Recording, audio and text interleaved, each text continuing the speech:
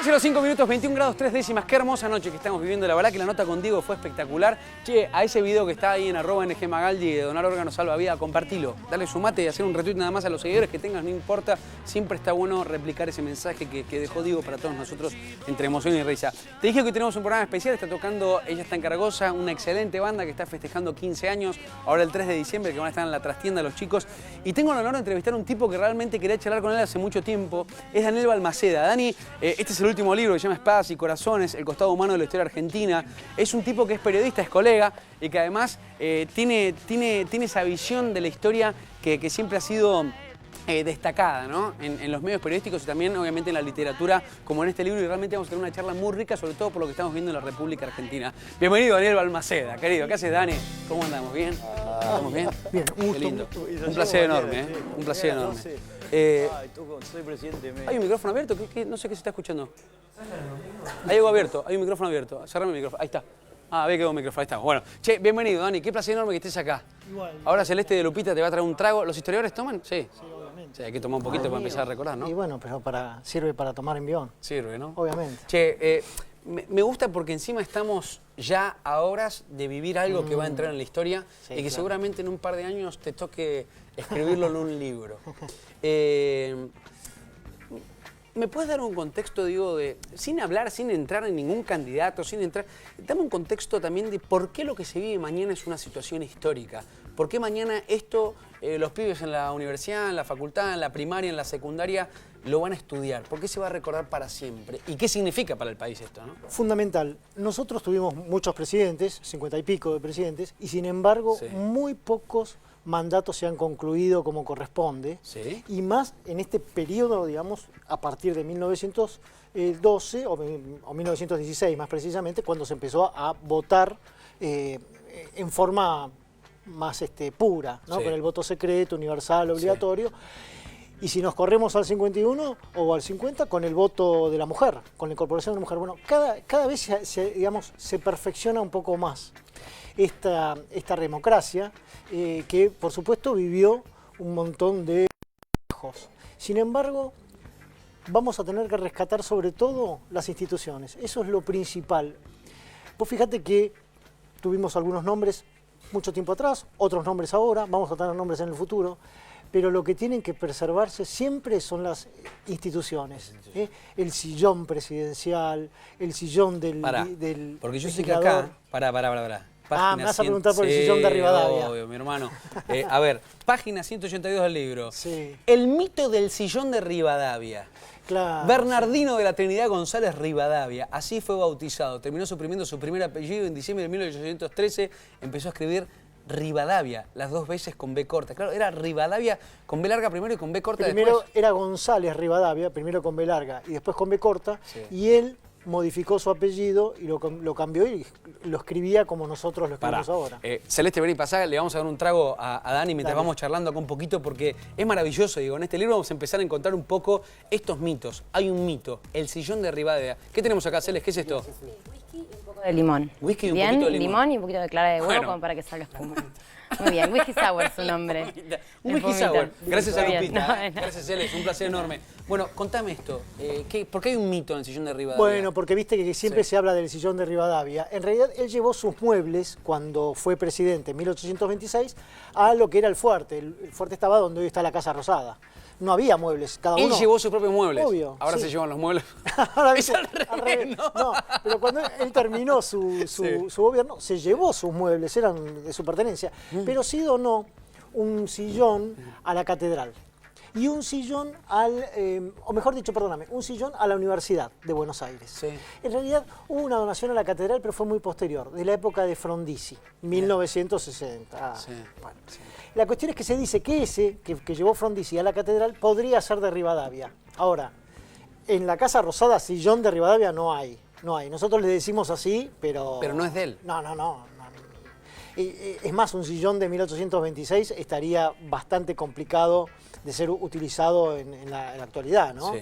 De la misma manera que la banda presidencial o el bastón de mando, sí. todo el bastón presidencial, todo eso también se va modificando, ¿no? Se va cambiando de acuerdo aparte del físico del presidente. Ahora, es interesante, Dani, cómo quien se ha cruzado alguna vez con algún libro de historia, tenés una manera de redactar que es muy sencilla, es muy entendible, pero a la vez siempre son aspectos, hasta en tu cuenta de Twitter, siempre son aspectos que no encontrás en otros lados. ¿Cuáles son tus lugares donde vas a buscar esas fuentes? Porque entender la historia, uno puede hablar de 20 años para atrás, quizá con mucho material en los medios de comunicación o con discursos, es mucho más fácil. Pero hacer ese recorrido histórico, irte al 1800, 1900, es realmente difícil. ¿Dónde vas a buscar esa fuente? Bueno, por empezar, hay historiadores académicos fantásticos que han laburado muchísimo y que para cualquiera de los que nos dedicamos a la difusión son grandes referentes. Enrique de Gandía, Enrique Maiocchi, Diego del Pino, Bernardo Losí Almazán, son mis maestros. Después, un lugar muy interesante para la búsqueda son los archivos, las cartas de las familias, la correspondencia privada, los expedientes judiciales, las memorias. A veces en alguna familia alguien escribe memorias y te encontrás con datos sensacionales. Mira, la familia Ocampo, no la de Victoria, sino otros Ocampo, vivían en San Martín y Corrientes, pleno centro de la ciudad de Buenos Aires. Enfrente vivía Mitre. Alrededor de 1880 se cortó el gas en la casa de los Ocampo. Y en 1880, cuando se te cortaba el gas, te quedabas sin luz, porque la iluminación era gas. Claro. Entonces, la dueña de casa le dijo a uno de los chicos, crúcese y vaya a buscarlo a Vilches, al portero de Mitre, para que venga a arreglar el gas. Sí. El chico cruzó y Mitre estaba en la puerta, expresidente, no sabía quién era, le dice la señora que le vaya a arreglar el gas. Y lo trató como el portero. Y Mitre dijo, bueno, cruzó y arregló el gas. ¿El propio Mitre fue? Sí. Y eso, por ejemplo, en la biografía de Mitre no está, claro, ¿no? Que fue gasista por un día. Siempre digo, para retratar la historia, los autores que ya para elevar un poco su nivel literario, la literatura, ¿se buscan los aspectos más formales que los informales, por ejemplo, como esos? Bueno, en realidad sí, porque necesitan ir en un contexto un poco más oficial. Por eso los documentos van con otro tipo de documentación. En cambio, últimamente lo que buscamos es encontrar ese costado más humano. El color, digamos. Ahí. Sí, exacto. Eso que nos permite, nos despierta mayor interés o que nos hace ver situaciones medio similares a las nuestras, en cuestión de los romances, por ejemplo, de los desamores, de las situaciones de las buenas y de las malas.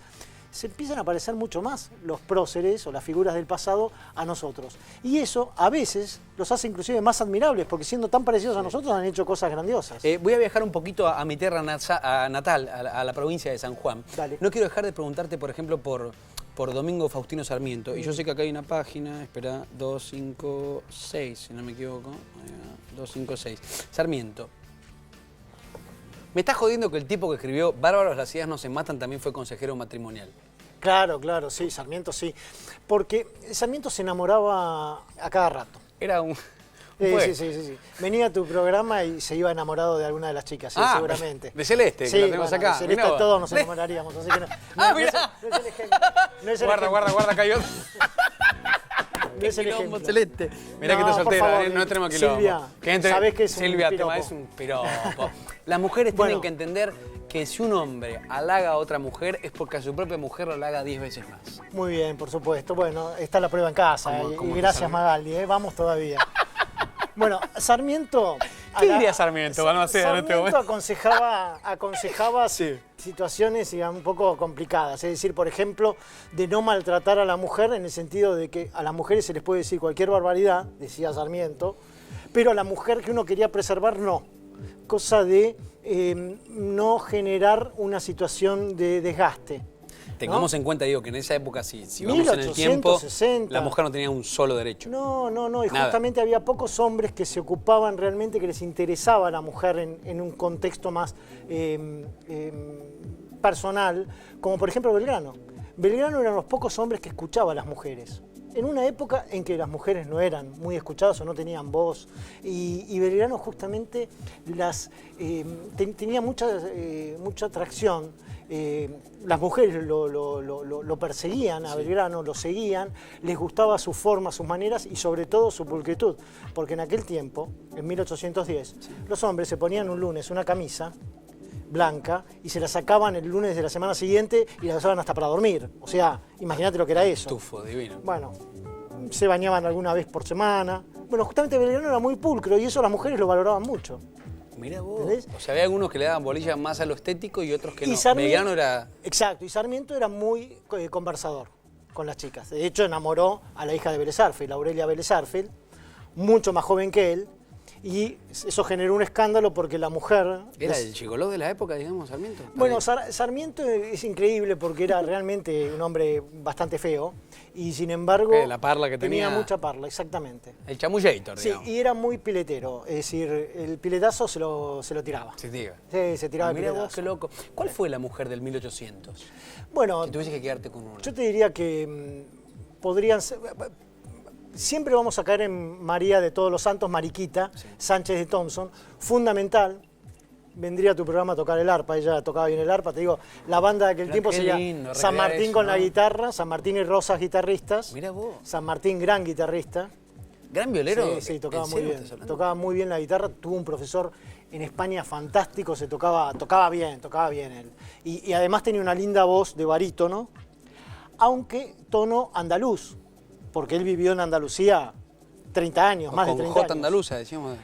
Él tocaba así, tocaba, en realidad no cantaba, solo tocaba la guitarra y cantaba por Guitarra otra clásica parte. española. Guitarra clásica española. Mirá vos. Sin embargo, si nosotros quisiéramos reconocer la tonada de San Martín, sería un Sabina en lo barítono y en la forma del tono. Una voz ¿no? rasposa, sí. Exactamente, sí. Y en el tono, ¿no? En el tono andaluz. Mirá qué interesante, ¿no? Digo, para que piensen ustedes, Daniel Balmaceda nos está dando también un poco este costado de esos próceres que quizá vos en la primaria, en la secundaria, en la universidad, te han hecho estudiar de una manera tan dramática, quizá tanto embole, a entenderlo como un héroe o a entenderlo como decir, qué plomazo tengo que entender que el Día de la Bandera se da por estas cuestiones y no esas cuestiones. Digo, ¿por qué hoy pensás que la historia también se muestra desde un lado tan aburrido en el sistema educativo argentino? Bueno, ¿Por qué no te, digo, me estoy preguntando, porque recién me estás diciendo, si vos ves a San Martín lo puedes comparar con un Sabina y quizás por ese lado puedes entrar a un pibe de otra forma. Sí, sin duda, sin duda. Yo creo que se está haciendo. Lo que sí queda claro es que la educación, a la parte de la historia, Sí. le puede dedicar apenas unas horas por semana y compite con otras materias. Así que estoy convencido de que los docentes hacen todo su laburo dentro de las grandes limitaciones que tienen para poder, porque todos compiten por tratar de convencer que la matemática es fantástica, que la geografía, que la historia, etc. Y de hecho yo me copé con la historia gracias a profesores. Así que creo que... Es fundamental. Enseñar con pasión. Igual, Dani, me parece que el secreto no es el qué se enseña, sino el cómo, que es lo que estás diciendo vos. Exacto, exacto. Nos importa principalmente que la batalla de Tucumán fue el 24 de septiembre de 1812. Bueno, yo te diría que si vos te das cuenta que en esa batalla los dos ejércitos tenían uniformes parecidos o no tenían uniformes y se enfrentaban y no sabían si eran un compañero o no, entonces al hermano del general Paz, de la general Paz, Ezequiel Paz, lo tomaron prisionero unos compañeros.